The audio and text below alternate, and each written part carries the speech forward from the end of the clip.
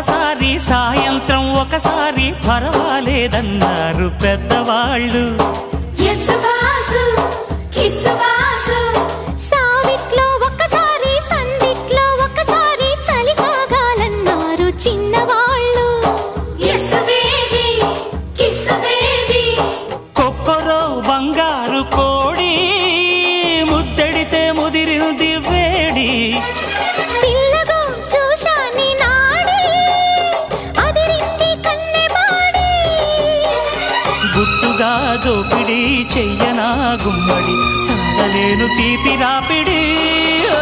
నిన్నేమడగను ఎట్టాడగను ఒకసారి ఒడిలోకి రమ్మని.